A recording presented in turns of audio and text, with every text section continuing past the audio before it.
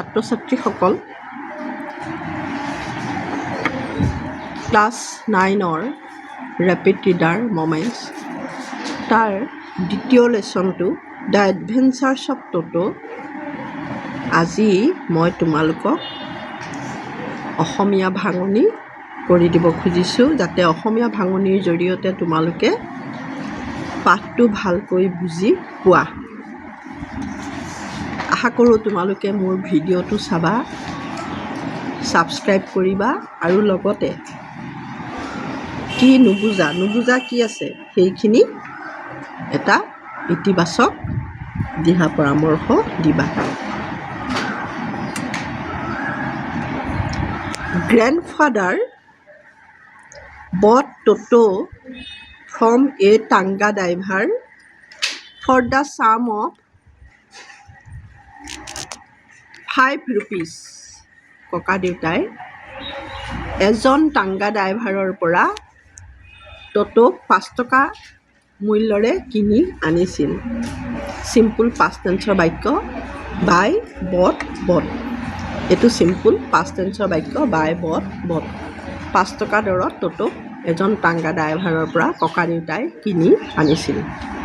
The tanga driver use to keep the little red monkey tied to a feeding trap. Tanga ড্ৰাইভাৰজনে সেই অকণমানি ৰঙা মুখৰ বান্দৰ পোৱালিটোক এটা কাঠৰ পাত্ৰত সন্মুখৰ ভাগ খোলা তেনেকুৱা এটা কণ্টেইনাৰত বান্ধি ৰাখিছিল কণ্টেইনাৰৰ সৈতে তাক ওলাই আহিব নোৱাৰাকৈ বান্ধি থৈছিল। আৰু the monkey looked so' out of place there that grandfather decided he would add the little fellow' to his private zone. আৰু বান্দৰৰ পোৱালিটোক সেই পৰিৱেশত ইমানেই খাপচৰা দেখা গৈছিল যে looked so' out of place ইমানেই খাপচৰা যেন দেখা গৈছিল যে ককা দেউতাই এটা সিদ্ধান্ত লৈছিল তেওঁৰ সৰু যিখন চিৰিয়াখানা আছে সেই চিৰিয়াখানালৈ বান্দৰ পোৱালিটোক লৈ অহাৰ সিদ্ধান্ত লৈছিল। Toto was a pretty monkey. Toto এটা বৰ মৰম লগা কণমানি বান্দৰ আছিল। His bright eyes sparkled with mischief beneath deep set eyebrows. তাৰ চকু দুটা ঘন চেলাউৰিৰ তলত কিৰবিৰাই উঠিছিল। বান্দৰৰ চেলাউৰিবিলাক ডাঠ তোমালোকে জানা আৰু কিছু দুষ্ট যেন লাগে। মিচিভ মানে মিচিভ। তাৰ সেই ঘন চেলাউৰিৰ তলত তিৰবিৰাই থকা উজ্জ্বল চকু দুটা আৰু তাৰ দাঁতবোৰ and his teeth which were a pearly white যিকেইটা চকচকীয়া মুকুতাৰ দৰে বগা আছিল। পাৰ্লি হোৱাইট মুকুতাৰ দৰে চকচকীয়া বগা সেই দাঁতবোৰ were very often displayed in a smile that frighten the life out of elderly Anglo Indian ladies. আৰু সেই তাৰ বগা চকচকীয়া দাঁতকেইটা যিকেইটা নিকটাই হাঁহিলে এংলো ইণ্ডিয়ান মহিলাৰ জিয় উৰি যায় যেন লাগে। আৰু তাৰ সেই দাঁতকেইটা আছিল আৰু সেই বগা দাঁতকেইটা নিকটাই সি মানুহক ভয় খুৱায়, বিশেষকৈ মহিলাবিলাকক। বান্দৰে সদায় মাইকী মানুহক ভয় খুৱায়, গতিকে সেই এংলো ইণ্ডিয়ান মহিলাক সি সাংঘাতিক ধৰণে ভয় খুৱাই দিবলৈ সি বগা দাঁতবোৰ মেলি নিকটাই পেলাই হাঁহিছিল।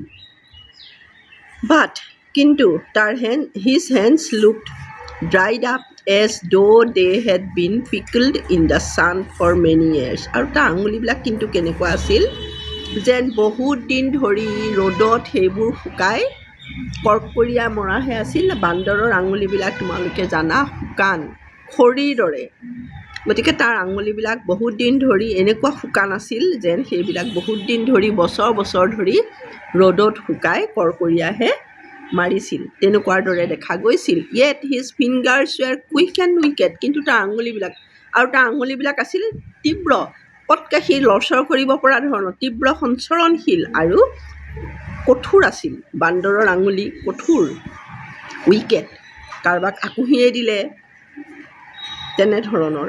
এণ্ড হিজ টেইল, আৰু তাৰ নেগুৰডাল, while adding to his good looks, আৰু তাৰ নেগুৰডালে কিন্তু তাৰ সৌন্দৰ্য বৰ্ধনত সহায় কৰিছিল। নেগুৰডালৰ কাৰণে তাক দেখিবলৈ ভাল লগা হৈছিল। Grandmother believed a tail would add to any one's good look, আৰু মোৰ ককা দেউতাই ভাবে চবৰে যদি এডাল এডাল নেগুৰ থাকে নিশ্চয় দেখিবলৈ বহুত ধুনীয়াই লাগিব। বান্দৰৰ নেগুৰ আছে কাৰণে ধুনীয়া লাগে। মানুহৰো যদি ইনডাইৰেক্টলি এইটো এটা মিন কৰিছে যে চবৰে যদি এডাল এডাল নেগুৰ থাকে মানুহৰো থাকিব পাৰে, তেতিয়া হয়তো নিশ্চয় ধুনীয়া লাগিব। তোমালোকে যিসকলে অৱতাৰ নামৰ চিনেমাখন চাইছা, সেই অৱতাৰ চিনেমাখনৰ আমাৰ ৰামায়ণৰ মূল কাহিনীৰ ওপৰত লোৱা হৈছিল। প্ৰকৃতিৰ লগত মানুহৰ যিটো সম্পৰ্ক তাৰ ওপৰত অৱতাৰখন কৰা হৈছে, আৰু তাত সেই অৱতাৰৰ কেৰেক্টাৰবিলাকৰ এডাল এডাল নেগুৰ আছে, আৰু সঁচাকৈ দেখিবলৈ ভাল লাগে। Also' served as a third hand, আৰু সেই নেগুৰডালে তাৰ ৩ নম্বৰ হাতখনৰ কাম কৰে। He could use it to hang from a branch, সেই নেগুৰডালৰ সহায়ত সি গছৰ ডালত গছৰ ডালৰ পৰা ওলমিব পাৰে। And it was capable of scooping out up, আৰু অতি খৰকৈ ইডালৰ পৰা সিডাললৈ জাপ মাৰিব পাৰে। And delicacy that might be out of reach of his hand, আৰু হাতেৰে ঢুকি নোপোৱা মিঠা মিঠা ফলবোৰ সি নেগুৰডালৰ সহায়ত ছিঙি খাব পাৰে। কেনেকৈ পাৰে? নেগুৰডালে নিছিঙে, নেগুৰডাল সি গছৰ ডালত পাক খুৱাই লৈ পেলাই সি বহু দূৰলৈকে আগুৱাই গৈ ছিঙি আনি ফলবোৰ খাব পাৰে। গতিকে তাৰ নেগুৰডালে থাৰ্ড হেণ্ডৰ দৰে কাম কৰে। গ্ৰেণ্ডমাদাৰ অলৱেজ ফাষ্ট, আৰু মোৰ আইতাই সদায় খঙত উফৰি পৰিছিল, বিৰক্ত হৈছিল, এনয়ড হৈছিল। হুৱেন, যেতিয়া গ্ৰেণ্ডফাদাৰ ব্ৰট হোম চাম নিউ বাৰ্ড অৰ এনিমেল, ককা দেউতাই যেতিয়াই ঘৰলৈ নতুন কিবা জীৱ জন্তু চৰাই চিৰিকটি আনে মোৰ আইতাক খঙত উফৰি পৰে। So' it was decided that, সেইকাৰণে এটা সিদ্ধান্ত লোৱা হ'ল যে ট'ট'ছ উপস্থিতি should be kept a secret, তেওঁৰ পৰা গোপন কৰি ৰখা হ'ব। From her until she was in a particularly good mood, তেওঁ যেতিয়ালৈকে মন ভাল নহয়, তেওঁ যেতিয়ালৈকে মুড ভাল নহয়, মুড ঠিক নহয়, তেতিয়ালৈকে আমাৰ ঘৰত যে ট'ট' নামৰ দুষ্ট বান্দৰ এটা অনা হৈছে এই কথাটো তেওঁৰ পৰা লুকুৱাই ৰখা হ'ব। Grandfather and I put him away in a little closet opening into my bedroom wall, মই আৰু ককা দেউতাই তাক কি কৰিলোঁ, মোৰ শোৱা কোঠাৰ বেৰ এখনৰ অকণমান ভঙা জেগা আছিল, তাতে তাক লুকুৱাই থোৱাৰ ব্যৱস্থা কৰিলোঁ। ভঙা ৱাল এখন আছিল, তাৰ ভিতৰতে তাক লুকুৱাই ৰখাৰ ব্যৱস্থা কৰিলোঁ, সেই ফিডিং ট্ৰাপ কণ্টেইনাৰটোৰ দৰে। হুৱেৰ হি ৱাজ টাইড ছিকিউৰলি, য'ত সেই ভঙাখিনিত তাক ভালকৈ বান্ধি থোৱা হ'ল। ছ' উই থট, আৰু সেইকাৰণে আমি ভাবিলোঁ যে to a peg fastened into the wall, আৰু আমি কি কৰিলোঁ, সেইকাৰণে এটুকুৰা তাক ভালকৈ বান্ধি ৰাখিবৰ কাৰণে সেই বেৰখনত আমি কাঠৰ টুকুৰা এটাও লগাই দিলোঁ, যাতে কাঠৰ টুকুৰাডালত ৰছীডাল বান্ধি তাক আমি সেইডালৰ সৈতে ভালকৈ বান্ধি ৰাখিব পাৰোঁ। Peg a piece of wood. Few hours later, কেইঘণ্টামানৰ পাছত, when grandfather and I came back to release Toto', আমি যেতিয়া ট'ট'ক মুকলি কৰি দিবলৈ আহিলোঁ, we found that the walls which had been covered with some ornamental paper chosen by grandfather now stood out as naked brick and plaster, আমি যিখিনি ঠাইত তাক বান্ধি থৈছিলোঁ এতিয়া দেখিলোঁ আহি দেখা পালোঁ যে সেই ঠাইখিনিত কাগজ পাতি যি য'ত আছিল সকলোবিলাক চিঙা ভগা হৈ বেৰখন ওলাই পৰিছে, জককৈ বেৰখনৰ ভঙা চিঙা জেগাকণ ওলাই পৰিছে, তাৰমানে ট'ট'য়ে ভাঙিলে সেইবোৰ। The peg in the wall had been wrench from it socket, আৰু বেৰখনত আমি তাক ট'ট'ক বান্ধিবৰ কাৰণে সুবিধা হোৱাকৈ যিটো কাঠৰ টুকুৰা লগাইছিলোঁ সেই কাঠৰ টুকুৰাটোও তাৰ পৰা এৰা খাই গৈছে।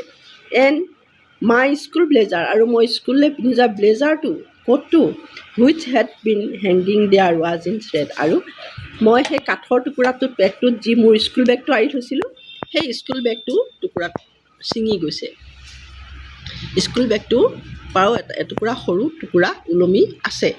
আই ৱাণ্ডাৰ্ড হোৱাট গ্ৰেণ্ডমাদাৰ, মই আচৰিত হ'লোঁ। এতিয়া আইতাই হোৱাট গ্ৰেণ্ডমাদাৰ উড চে, আইতাই এতিয়া কি ক'ব এই কথাটো ভাবি আচৰিত হৈ গ'লোঁ। আইতাই এতিয়া কি ক'ব এই কথাটো ভাবি মই আচৰিত হৈ গ'লোঁ। আইতাৰ পৰা কথাটো এতিয়া কেনেকৈ লুকুৱাম এই কথাটো ভাবি আচৰিত হ'লোঁ।